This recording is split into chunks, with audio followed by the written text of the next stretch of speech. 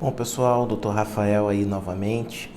Então a gente vai falar agora em relação a essa questão da quarentena e as mudanças que a gente tem da dinâmica.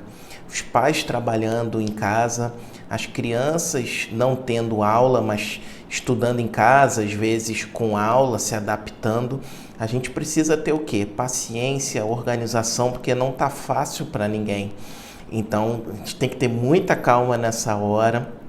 E pensando dessa nova rotina dentro das casas, a gente tem algumas dicas que a gente vai ajudar a reduzir o estresse nas crianças e também, consequentemente, nos pais, tá? Nesse período em que os pais estão em casa junto com as crianças, é um desafio bem complicado ter as crianças intertidas. Tá? As crianças tinham as rotinas externas de ir para a escola, os pais tinham a rotina de trabalho também externa.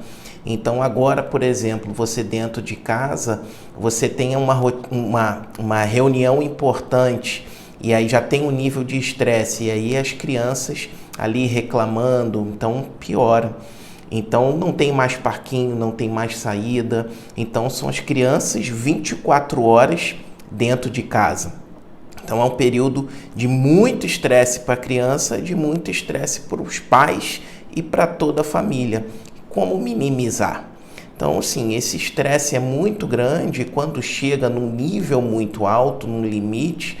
Se a criança tiver um suporte familiar adequado, ela vai conseguir controlar muito bem. Só que se não tiver, acaba que essa criança vai ter uma exacerbação muito grande e esse estresse vai acabar sendo muito deletério e tóxico para a criança.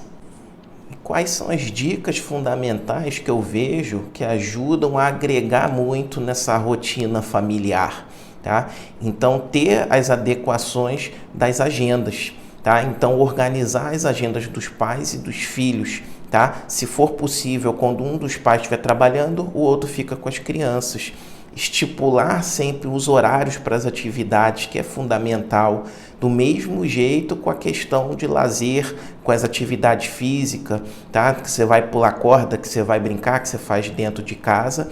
E ter sempre os horários de estudos para leitura, tá? Se você está tendo uma aula online ou se você está estudando em casa, fazendo homeschooling, a criança é importante a criança botar o uniforme, tá ali criando aquela rotina.